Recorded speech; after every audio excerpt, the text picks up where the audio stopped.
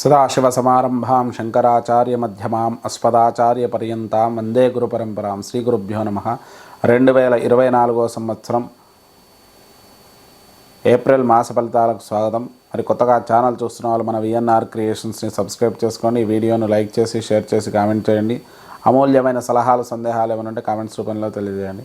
ఇక ఈ రాశి వారికి మనం చూసుకున్నట్టయితే కుంభరాశి వారికి ముఖ్యంగా గ్రహస్థితి జన్మ శని కుజులు ఉన్నారు. కుజుడు వచ్చేసి ద్వితీయంలోకి వెళ్తున్నాడు 20వ తారీఖు.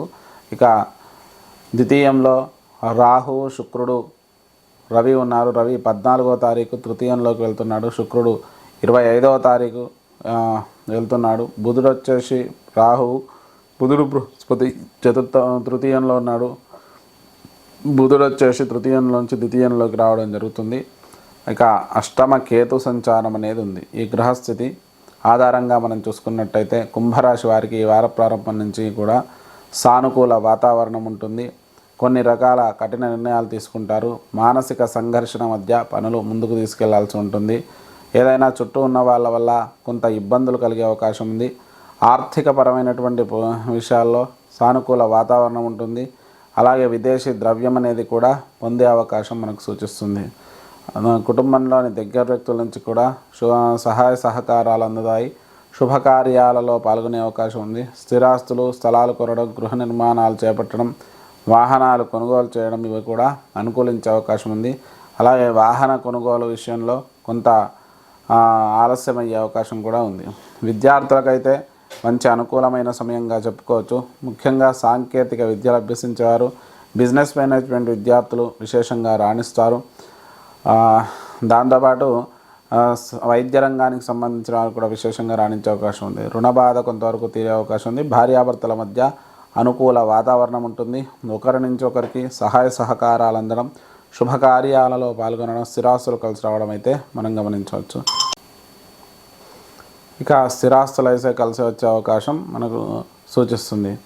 ఇక ఆరోగ్యపరంగా చూసుకున్నట్టయితే అష్టమాధిపతి అయినటువంటి బుధుడు తృతీయంలో ఉండడం, అష్టమంలో కేతు ఉండడం వల్ల చిన్న చిన్న చర్మ సంబంధమైన ఆరోగ్య సమస్యలు, నరాలకు కండరాలకు సంబంధించిన ఇబ్బందులు కలిగే అవకాశం ఉంది.